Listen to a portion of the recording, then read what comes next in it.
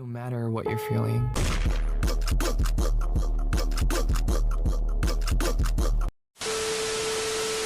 Assalamualaikum warahmatullahi wabarakatuh. Halo semuanya, perkenalkan nama saya Nur Wafiani dari kelas 9A.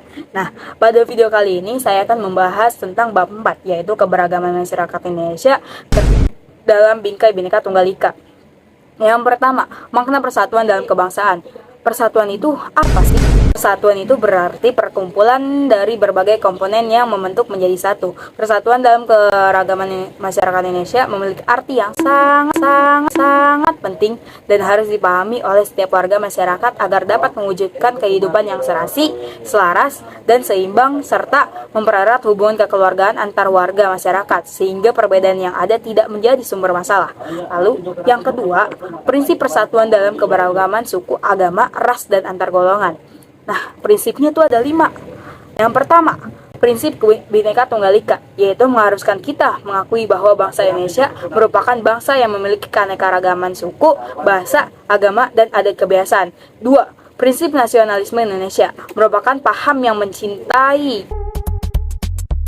tanah air, adanya kesiapsiagaan dari warga negara untuk membela tanah airnya, namun tidak mengagung-agungkan bangsa kita sendiri.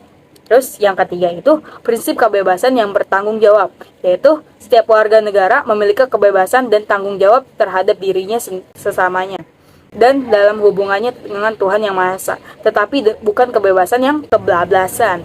Lalu yang keempat itu prinsip wawasan Nusantara merupakan cara pandang bangsa Indonesia tentang diri dari lingkungannya yang merupakan satu kesatuan ideologi, politik, ekonomi, sosial, budaya, dan pertahanan keamanan. Yang kelima, prinsip persatuan pembangunan untuk mewujudkan cita-cita reformasi.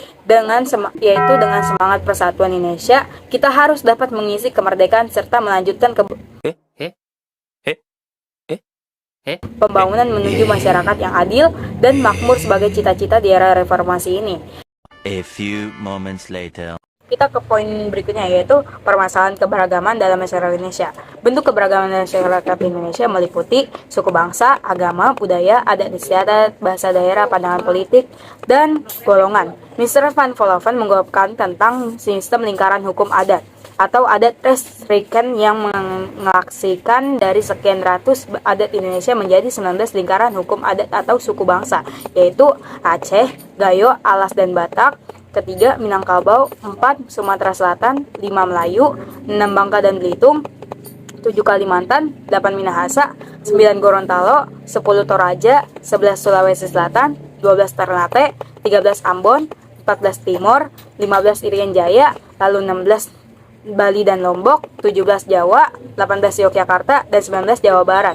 Terus ada beberapa daerah di wilayah Indonesia yang memiliki sistem kekerabatan yang masih kuat dianut oleh masyarakat. Sistem kekerabatan tersebut adalah 1. Parental, yaitu menarik garis keturunan dari kedua belah pihak, ayah dan ibu, kedudukan laki-laki dan perempuan sama, misalnya daerah Aceh dan Jawa Barat. Lalu kedua, patrilineal, menarik garis keturunan dari pihak bapak, keturunan laki-laki lebih tinggi dibandingkan perempuan, misalnya di daerah Palembang dan Batak. Keempat, matrilineal, menarik garis keturunan dari pihak ibu, kedudukan perempuan lebih tinggi dibandingkan laki-laki, misalnya Minangkabau. Lalu yang keempat itu adalah pengaruh keberagaman masyarakat Indonesia. Pengaruhnya itu dari dampak positif adanya terciptanya integrasi nasional, terus menjadi sarana untuk memajukan pergaulan antar suku, agama, budaya, dan golongan. Ketiga, memperkaya khazanah budaya bangsa. Dan dampak negatifnya yaitu 1. Terjadinya konflik dalam masyarakat.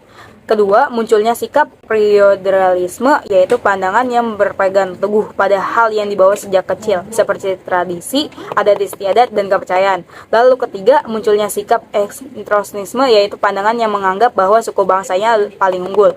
Lalu keempat, fantastisme yang berlebihan, yaitu paham yang berpegang teguh secara berlebihan terhadap keyakinan sendiri. Lalu poin berikutnya, permasalahan yang mungkin muncul dalam keberagaman masyarakat Indonesia. 1. Bentuk konflik berdasarkan jenisnya. 1 yaitu konflik antar suku, yaitu pertentangan antara suku yang satu dengan suku yang lain. Kedua, konflik antar agama. Ketiga, konflik antar ras. Keempat, konflik antar golongan. Lalu poin berikutnya yaitu penyebab konflik dalam masyarakat. 1. Tidak adanya persamaan pandangan antar kelompok. 2. Norma-norma sosial tidak berfungsi dengan baik sebagai alat mencapai tujuan. Ketiga, adanya pertentangan norma-norma. Keempat, saksi terhadap pelanggar atas norma tidak tegas. Kelima, tindakan anggota masyarakat sudah tidak lagi sesuai norma yang berlaku. Kelima, terjadi proses disuasitif, yaitu proses yang mengarah pada persaingan tidak sehat, tindakan kontroversial, dan pertentangan atau konflik. Gejala yang berpotensi menjadi penyebab konflik sosial. Yang pertama, gejala menguatnya etnosentrisme kelompok. 2. Stereotip terhadap suatu kelompok, yaitu anggapan yang memiliki suatu kelompok yang bersifat tidak baik, seperti anggapan bahwa suatu kelompok yang identik dengan kekerasan.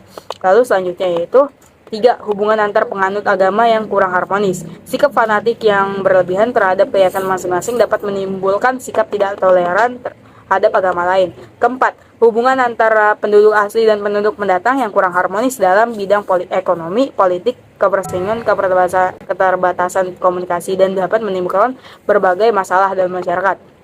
Yaitu lalu selanjutnya dampak yang ditimbulkan oleh terjadinya konflik, perpecahan dalam masyarakat, kerugian harta benda dan korban manusia, kehancuran nilai-nilai norma sosial yang ada, perubahan kepribadian.